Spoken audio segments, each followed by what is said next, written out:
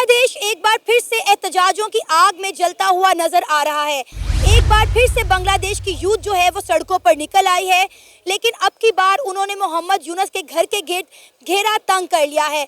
उनका ये कहना है कि जब 5 अगस्त 2024 को बांग्लादेश की यूथ ने शेख हसीना वाजिद का तख्ता पलटा तो कई नौजवानों ने अपनी जानों के नजराने पेश किए। कई ने अपने सीनों पर गोलियां खाई, कई ने बाजुओं पे गोलियां खाई, कई ने अपनी आंखों को छल्ली करवाया, लेकिन गवर्नमेंट की जानिब से उन नौजवानों का इलाज नहीं करवाया जा रहा।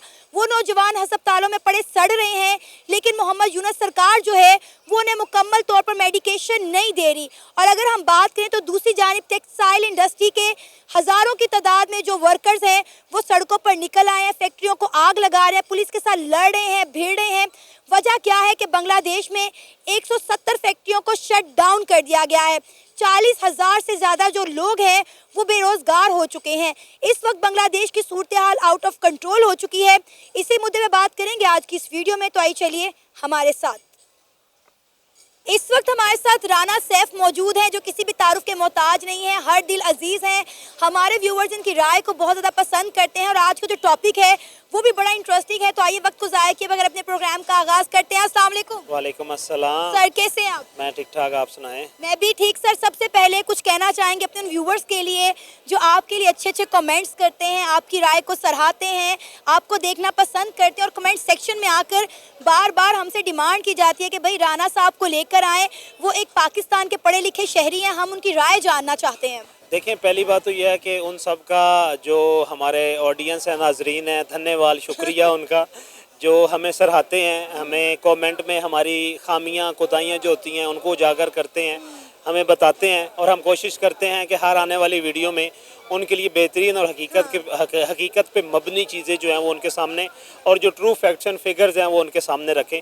तो अगेन उनका बहुत ज़्यादा शुक्रिया, बहुत ज़्यादा धन्यवाद उनका जो हमें सपोर्ट करते हैं, हमारे चैनल को भी सपोर्ट करते हैं। हम कोशिश करते हैं कि तमाम लोगों के कमेंट जो हैं वो रीड कर सकें, उनकी जो राय है अपनी आने वाली वीडियो में बता सकें। अक्सर हमसे भी वीडियो में गलतियाँ कोताहियाँ हो जाती हैं। हमें मेरे बहुत सारी ऑडियंस ऐसी है जो नीचे कमेंट में हमारे फैक्ट एंड फिगर ठीक कर रही होती है। जान के बड़ा अच्छा लगता है कि हमारे व्यूवर्स जो हैं वो अपना फीडबैक देते हैं। अगर कोई गलत बात चली गई है, कोई गलत फैक्ट या फिगर चला गया तो उसको करेक्ट करते हैं, हमारी जो है वो दुरुस्तगी करते हैं। देखें ये बिल्कुल, और यही जो हमारी करेक्शन करते हैं ये लोग, इससे हमें बहुत ज़्यादा हौसला अफजाई होती है और हमें पता चलता है कि हमें सुनने वाले लोग जो हैं वो सोबर तालीम याफ्ता लोग हैं और उनका ताल्लुक़ जो है वो एक तालीम याफ्ता घराने से, एक तालीम याफ्ता सोसाइटी से है।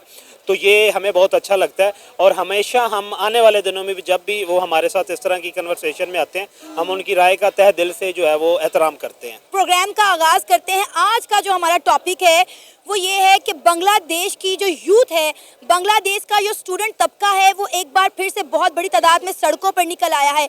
लेकिन एक दफ़ा जब वो 5 अगस्त को निकले तो उनका एजेंडा ये था कि उन्होंने शेख हसीना वाजिद का तख्ता पलटना था। लेकिन अब वही यूथ, वही स्टूडेंट तबका एक बार फिर से बाहर निकल आया है। मोहम्मद यूनुस के घर के बाहर जो है धरने दे रहे हैं, प्रोटेस्ट कर रहे हैं। उनकी डिमांड ये है कि जिन स्टूडेंट ने शेख हसीना वाजिद का तख्ता पलटा, जो लोग मारे गए और जो लोग जो है वो शदीद किस्म के जख्मी हो गए, उनका इलाज नहीं करवाया जा रहा। क्या कहना चाहेंगे आप इस सारे मामले पर? देखिए, जब 1971 में जब बांग्लादेश आज़ाद बना था, पाकिस्तान से अलहदा हुआ, तो शेख हसीना वाजिद के ये जो तख्ता पलट था, इसके पीछे जो वजूहात थी ना, वो यही थी कि उस वक्त 1971 से जो लोग बांग्लादेश जिसे कहता है कि हमारी जंग आज़ादी थी पाकिस्तान के अगेंस्ट, उसमें जो लोग शामिल थे उनकी फैमिलीज़ जो थी उनको नवाजा जाता था। उनका आप ये कह लें कि उनको एक स्पेशल स्टेटस जो है वो नो डाउट के हर नेशन में वो लोग जो आज़ादी की जद्दोजहद में शामिल होते हैं या जो जंग में शामिल होते हैं उनको उनका एहतराम किया जाता है, उनको उनके साथ स्पेशल ट्रीटमेंट जो है वो किया जाता है। अब ये जो स्टूडेंट्स इन्होंने भी जाहिर बात है ये कहा था कि हमने 2 आज़ादियाँ ली हैं। 1971 में हमने पाकिस्तान से ली थी और सेकेंड 5 अगस्त 2024 को हमने शेख हसीना रिजीम से ली थी। अब ये वही एक्सपेक्ट कर रहे थे कि जो कि 71 में हुआ था कि उसके बाद जो अवामी लीग के जितने भी लोग थे वो आला पोस्टों पे चले गए, उनके जो लवाहिकीन थे वो आला पोस्टों पे चले गए, गवर्नमेंट की तरफ से उनको बहुत ज़्यादा नवाजा गया, वो इंडस्ट्रियलिस्ट सेटअप में आ गया, वो ब्यूरोक्रेसी में आ गए। वो लोग के जो हकीकी मानों में ब्यूरोक्रेसी के काबिल भी नहीं थे, जो सिविल सर्विस के काबिल भी नहीं थे, उनको भी नवाजा गया सिर्फ गवर्नमेंट की तरफ से। और दूसरी बात ये थी कि उस वक्त वो लोग जो कि इंजर्ड थे, जो ज़ख्मी थे, उनको बेहतर सहूलियात दी गई थी, जितना उस वक्त हालात जो थे, जो मुमकिन था, जो उनके नुकसानात हुए थे, माली नुकसानात थे, जानी नुकसानात थे, उनका अजाला किया गया था।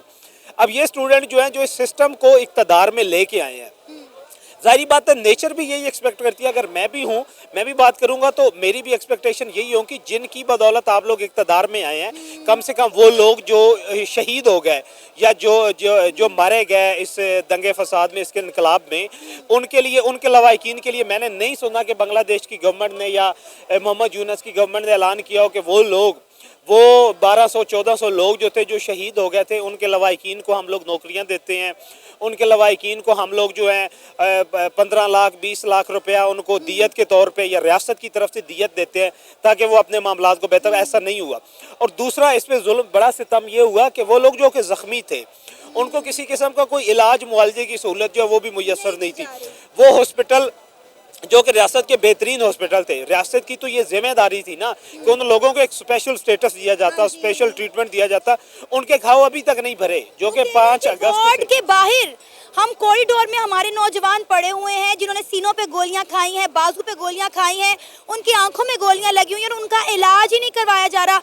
वो लोग दर्द से चीख रहे हैं और वहाँ पे कोई उनकी आवाज़ सुनने वाला नहीं। और इस वक्त बहुत बड़ी तादाद में जो है स्टूडेंट मोहम्मद यूनुस के घर के बाहर पहुँच गए हैं, प्रोटेस्ट कर रहे हैं। जिस तरह शेख हसीना के घर के ऊपर उन्होंने धावा बोला, तो उस तरह मोहम्मद यूनुस के घर पर धावा बोलने की कोशिश की जा रही है, उनके घर में घुसने की कोशिश की जा रही है। देखिए, इसमें एक्सटर्नल फैक्टर्स भी हैं। इनकलाब के बाद फिर एक इनकलाब होता है, ठीक हो गया।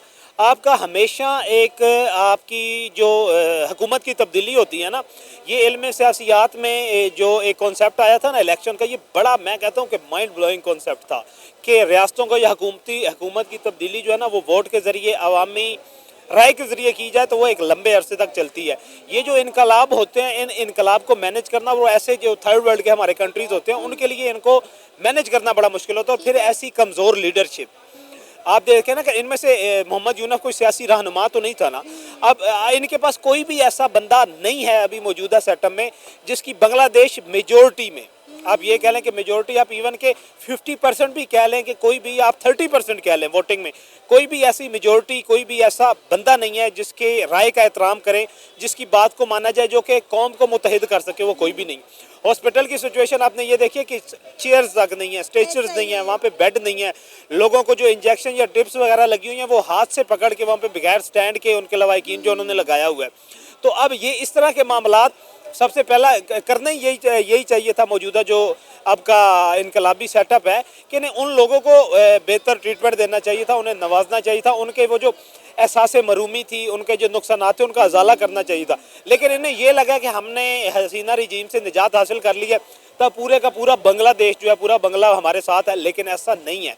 उसकी रीज़न ये थी कि इनकलाब जो होता है ना, इनकलाब मेजोरिटी की फेवर से नहीं आता, वो गोली की सरकार से या वो जुल्म और तशद्दुद से, बर्बरियत से आता है। तो वो एक मखसूस तबका होता। अब ये कह लें कि स्टूडेंट 20 से 40 हज़ार थे, वो 20 से 40 हज़ार स्टूडेंट जो आप ये कह लें कि वो 1 से 1.5 लाख घरानों की नुमाइंदगी कर रहे थे। 1 से 1.5 लाख घराने के साथ अगर आप ये कह लें कि उनके साथ कनेक्टेड 5 से 10 घर थे, तो मैक्सिमम 8 से 10 लोगों की नुमाइंदगी कर रहे थे। और बांग्लादेश में जो इलेक्शन होता है, तो वहाँ पे इलेक्शन में कम से कम 12 से 14 लाख वोट जो है वोटर वोट कास्ट करते हैं, और उसके बाद जो गवर्नमेंट आती है।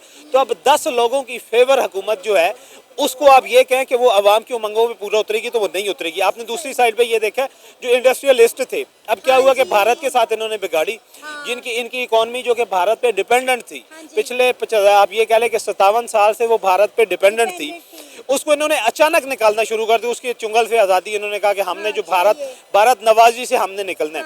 अब भारत की बहुत बड़ी इन्वेस्टमेंट थी, भारत का अब सारा बिजनेस टेक जो था वहाँ पे था, इनकी इलेक्ट्रिसिटी वो प्रोड्यूस कर रहे थे, इनकी टेक्सटाइल इंडस्ट्री वो चला रहे थे, इनकी ऑयल एंड रेगुलेटरी इंडस्ट्री जो थी उसको वो चला रहे थे। अब उन्होंने भी अपना बाजू जो है वो खींचा है। अब गवर्नमेंट ने क्या किया कि सबसे बड़ा सेटबैक जो होता है प्राइवेट सेक्टर में इंडस्ट्री को नेशनलाइज करने का, हमारे यहाँ भुट्टो सरकार ने इंडस्ट्री नेशनलाइज की, इंडस्ट्री तबाह बर्बाद होगी। अब इन्होंने नेशनलाइज किया, कुछ इंडस्ट्रीज को नेशनलाइज करके खोड़ियों के दामों जो है अपने जो करीबी लोग थे, जो को थोड़े आप ये कह लें कि दौलतमंद थे, उनको बेचना शुरू कर दी। अब वो लोग जो थे क्योंकि उन्हें पता था कि उनके पैसे नहीं लगे, वो ना वो सहूलियात दे रहा है, ना वो सनतकारों को या वो जो मजदूर तबका था, आपको पता है यूनियन वहाँ पे बड़ी मजबूत है, उन्होंने ना उनको सहूलियात दी, ना उनको वो बेनिफिट्स दिए जो कि पहले प्राइवेट सेक्टर में उनको मिल रहे थे। कहीं पे भी आप लोग चले जाए ना, तो हमेशा इंडस्ट्रियल सेक्टर में, कॉमर्स सेक्टर में, कॉर्पोरेट सेक्टर में ये देखा जाता है कि प्राइवेट सेक्टर आपका माइंड ब्लोइंग होता है, वो बेहतरीन सहूलियात देता है, वो वर्क लेने की स्ट्रेटजी जो होती है उसको जानता होता है। गवर्नमेंट के पास जब भी कोई कॉमर्स सेक्टर आता है तो वो तबाह होता है। अब वो 40,000 के करीब लोग जो है वो सड़कों पे निकल आए, उन्होंने ढाका का घेराव कर लिया है। ढाका के इर्द गिर्द जितनी इंडस्ट्रीज थी उनको उन्होंने आग लगाना शुरू कर दी है। अपना नुकसान खुद कर रहे हैं, अपना नुकसान कर रहे हैं। और दूसरे सोने पे सुहागा ये है कि उनका जो नॉन इलेक्टेड पर्सन है उसके घर के सामने खड़े हुए। अब जब इस तरह के हालात हो जाते हैं, अगर वो धावा बोलते हैं मोहम्मद यूनुस की गवर्नमेंट पे, तो आपने ये देखा कि लास्ट टाइम शेख हसीना वाजिद का तो 15 साल का एक मजबूत इक़्तिदार था, जिस पर रिटेलिएट भी किया गवर्नमेंट इंस्टीट्यूशन ने, पुलिस ने भी, उनकी पैरामिलिट्री फोर्सेस ने भी, उनकी फ़ौज ने भी जो है वो उस पर रिस्पॉन्स किया। उन्होंने रिटेलिएशन की, उन्होंने आप ये कह लें कि शेलिंग भी की, आंसू गैस भी छोड़े, गोलियां तक चलाई। ये जो आप ये कह लें कि 1.5 से 2 महीनों का, या 4 से 5 महीनों का ये जो एक सेटअप है, इस पर किसको क्या जो आप कह लें कि गवर्नमेंट के नुमाइंदे उनको इस पर क्या ट्रस्ट है, क्या उन्हें क्या इसका लगाव है? उन्हें तो पता है, उन्होंने तो साइड पे हट जाना है।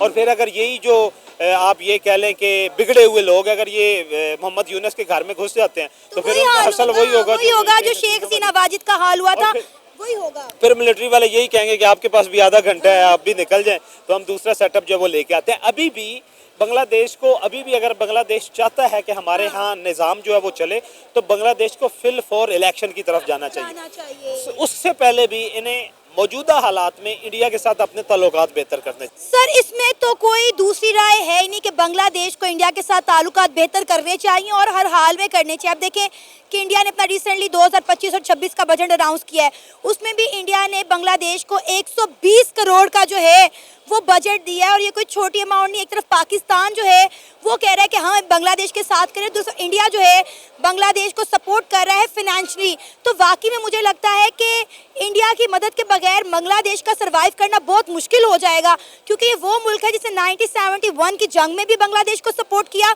और उसके बाद इतने साल बांग्लादेश जो है वो इंडिया की गोद में जाकर बैठा रहा, इंडिया को अपने मकासद के लिए इस्तेमाल करता रहा और बाद में इंडिया को कह दिया कि हमें आपकी ज़रूरत ही नहीं है। देखें, यही बात है ना कि आप ये देख लें कि इंडिया ने तो बांग्लादेश के जो पुराने ताल्लुकात थे उनका लिहाज रखते हुए उन्होंने बजट, उनके लिए सेपरेट बजट जो है 120 करोड़ 120 करोड़ को छोटी रकम नहीं है, वो भी अनाउंस किया उनके साथ। अब ये कहते हैं, मैं अक्सर कहता हूँ कि इंडियन बांग्लादेशी ब्यूरोक्रेसी जो है ना, या जो सिस्टम में बैठे हुए लोग हैं, उन्हें पता है कि हम इंडिया के खिलाफ मौजूदा हालात में, वर्ड्स एवर फ्यूचर में जाके उनके जो भी हालात हैं, मौजूदा हालात में हम इंडिया के साथ नहीं लड़ सकते, ना उनके साथ हम खींचातानी कर सकते हैं, ना उनको हम लोग बाजू दिखा सकते हैं।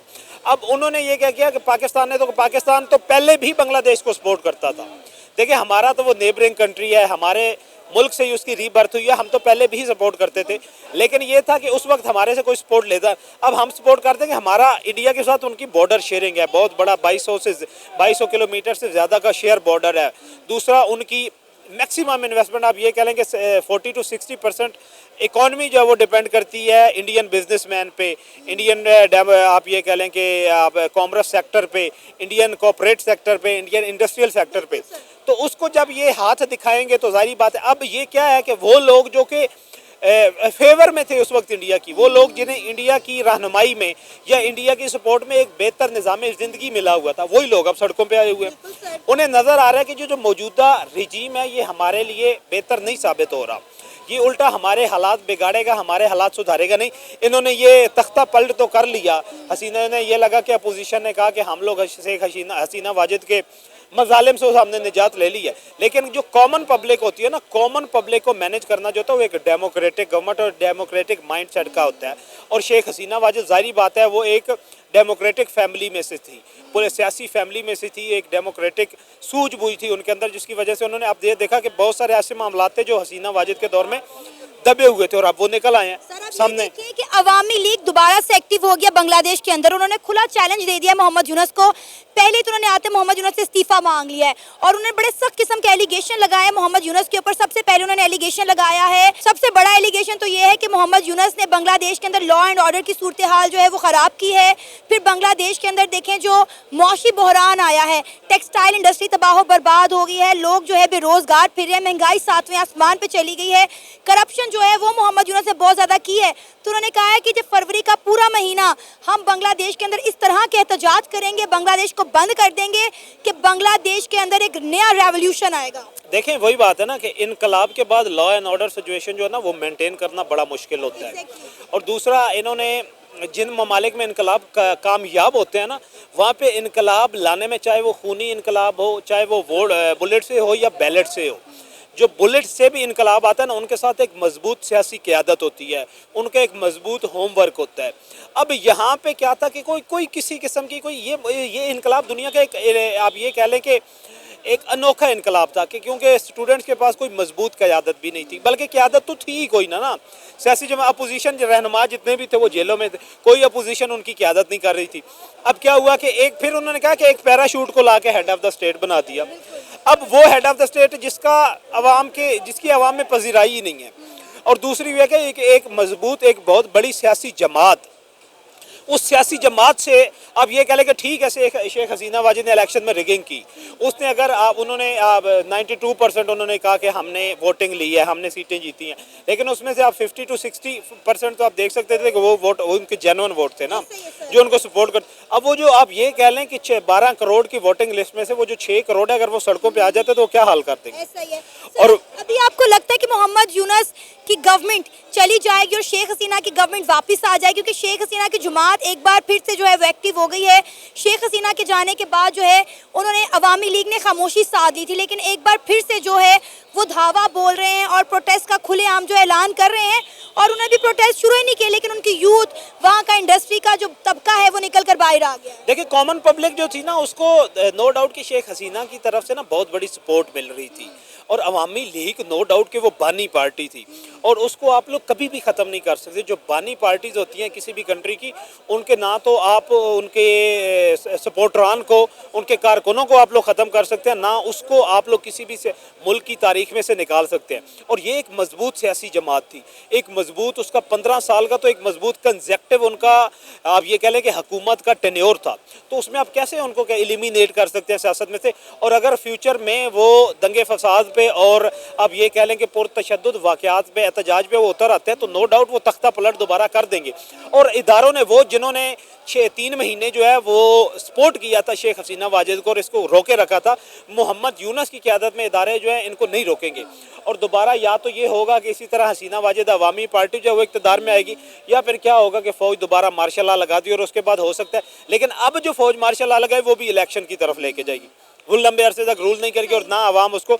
अदरवाइज अगर इलेक्शन नहीं होते और इनको नहीं रोका जाता तो फिर बांग्लादेश जो वो खाना जंगी की तरफ जाएगा। और उस बांग्लादेश अभी जो है बांग्लादेश को पाकिस्तान भी सपोर्ट कर रहा है, इंडिया उन्हें बजट भी दे रहा है, तो आपको क्या लगता है कि बांग्लादेश किसकी तरफ जाता हुआ दिखाई दे रहा है, पाकिस्तान की तरफ, या फिर उनका दोबारा झुकाव जो है वो इंडिया की तरफ हो जाएगा? देखिए मौजूदा तो उनका झुकाव पाकिस्तान की तरफ है। उसकी रीज़न ये है कि वो जिस सिस्टम को रिप्लेस करके आए हुए हैं ना, वो इंडियन फेवर सिस्टम था।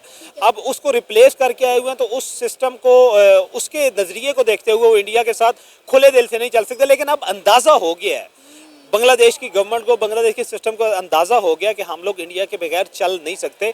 पाकिस्तान के साथ उनका शेयर बॉर्डर नहीं है, एक दरमियान में एक वाज़िया पट्टी है जिसमें दरमियान में इंडिया का एरिया आता है। हम लोग इतना लंबा चक्कर काट के हम उनको क्या सपोर्ट देंगे? हम ना तो इकोनॉमिकली सपोर्ट दे सकते हैं, ना उनको मिलिट्री की सपोर्ट की उन्हें ज़रूरत ही फ़िलहाल कोई नहीं है। अब ये दुनिया ये क्या कह रही है कि क्या इंडिया के साथ, इंडिया तो उनके साथ ना, इंडिया को पता है कि ना उनके साथ, इंडिया के साथ वो किसी किस्म की रिटेलिएशन की तरफ जा सकते हैं, ना उनकी इतनी हिम्मत है। तो इकोनॉमिक सपोर्ट की उन्हें ज़रूरत थी, जो कि पाकिस्तान फिलफौर उन्हें प्रोवाइड नहीं कर सकता, क्योंकि पाकिस्तान इंटरनली इकोनॉमिकली अब अभी बहुत ज़्यादा वीक। खाने पीने की चीज़ें दे रहे हैं, हम उन्हें असला दे रहे हैं और हमने उन्हें फ़ौज भी दी है। और बदले में इंडिया ने क्या किया, इंडिया ने भी चिकन नेक कॉरिडोर के ऊपर जो है वो अपने पैरा कमांडोज जो हैं वो तैनात कर दिया और बांग्लादेश को खुला कह दिया, भाई अब तुमने कोई हरकत की तो सीधा सीधा जवाब आएगा। देखिए हमने उनका जो बॉर्डर सेक्टर अराकान आर्मी और म्यांमार वाले एरिया में था, या जहाँ पे उन्हें ये लगता था कि हमारी रियासत को या रियासती हदूद को चैलेंज किया जाएगा, वहाँ पे उन्होंने कहा कि पाकिस्तान की उन्होंने मदद ली है। दूसरी बात यह है कि उन्हें ये गलत फहमी है कि इंडिया उन पे किसी किस्म की रिटेलिएशन करेगा या किसी किस्म की स्ट्राइक करेगा। अगर ये रिटेलिएशन बांग्लादेश करेगा भी तो इंडिया जो है अपने हदूद में से ही, उसमें इतनी कैपेबिलिटी है कि वो बांग्लादेश के एक भारी भरकम नुकसान कर सकता है, लेकिन वो नुकसान करेगा नहीं। उसकी रीज़न ये होगी कि बांग्लादेश अवाम को वो अपने खिलाफ इंडिया नहीं करना चाहता। इंडिया को पता है कि बांग्लादेशी अवाम जो है उनका बहुत ज़्यादा स्टेक है इंडिया के साथ, और वो हर सूरत में इंडिया के साथ बेहतर ताल्लुकात जो है वो चाहते हैं। पर देखिए बांग्लादेश ने इतना कुछ किया है, कभी वो इंडिया को आंखें दिखा रहे हैं, कभी इंडिया के बॉर्डर पर ड्रोन उड़ा रहे हैं और कभी इंडिया को कह रहे हैं कि भाई अपना कामकाज यहाँ से बंद करो, रफा दफा हो जाओ, 9-2-11 हो जाओ। मैं कहती हूँ इंडिया की हिम्मत और जुर्रत को सलाम है कि उन्होंने बांग्लादेश के खिलाफ कोई एक्शन नहीं लिया, डिप्लोमेटिकल इस तरीके को लेकर चले हैं। वो सारे मामले को उन्होंने बड़ा, मैं कहती हूँ, खुश असलूबी के साथ सॉर्ट आउट करने की कोशिश की है। देखें, जंगल का बादशाह होता है शेर, अच्छा और जंगल में कमज़ोर जो कहा जाता है ना वो हिरन को कहा जाता अच्छा। है, ठीक है, क्योंकि शेर का मेन टारगेट वही होता है। अब हिरन जो है वो शेर के सामने आके उसे धमकियां देना शुरू कर दे, उसे जो है वो नाच गाना उसके सामने नाचना शुरू कर दे, उसकी जो है कि ये उसकी ताकत को ललकारना शुरू कर दे, तो शेर को तो पता है मैं शेर हूँ, ठीक है। उसने कहना कि मैं क्यों बातें सुनूं पूरे दूसरे जंगल के जानवरों की कि यार तेरी लड़ाई भी किससे हुई है, तो तेरी हिरन से हुई है भाई, जो ऑलरेडी तेरा शिकार है। तो इंडिया ने क्या किया, इंडिया ने कहा कि इंडिया को फ़र्क नहीं पड़ता था। इंडिया ने एक जिम्मेदार रियासत होने के बदले रियासत होने का सबूत दिया। उन्होंने कहा कि ये कर भी लें तो ये क्या करेंगे, यही है कि हाथी के सामने चूंटी है, ठीक है। अब चूंटी हाथी का क्या बिगाड़ लेगी, इंडिया हाथी है और बांग्लादेश फिलहाल उसके सामने चूंटी है, तो हाथी चूंटी जो जितनी भी फुदकती रहेगी उसको हाथी को फ़र्क नहीं पड़ता, बल्कि हाथियों से समझाएगा ज़रूर कि तेरा मेरा लेवल नहीं है। लोग बातें करेंगे, आसपास वाले जानवर, जंगल के जानवर जो है वो बातें करेंगे कि भाई यार क्या क्या आप लोगों का क्या, किसके साथ तुम पंगा ले रही हो। तो ये इंडिया का नो डाउट कि एक सोबर, और वहाँ पर आपको पता ही है कि एक मैच्योर गवर्नमेंट है, एक इलेक्टेड गवर्नमेंट है, एक जिम्मेदार गवर्नमेंट है, तो वो किसी भी सूरत जो है, और मेन उनका स्टेक यही है कि हम किसी भी सूरत बांग्लादेशी अवाम को, उन्हें पता है कि ये चंद लोगों का एक तबका है जो अपनी सियासत चमकाने के लिए, अपने इक़्तिदार को तूल देने के लिए ये सारे मामलात करें, तो वो कभी भी ऐसा नहीं करेगा।